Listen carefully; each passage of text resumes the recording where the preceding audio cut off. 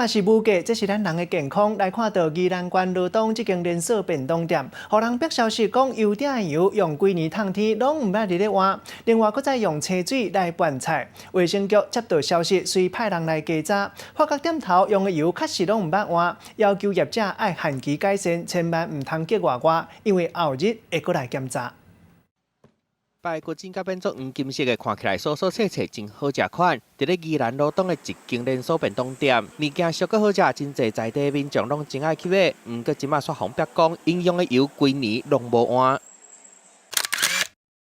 有一个民众伫咧人面册社团po文讲，罗东的这间便当店为着省成本，油规年烫天拢无换，佮用水倒水做凉菜。卫生局接到通报过去稽查，发现确实有违规，要求业者随换油，佮开一张限期改善的通知书给因。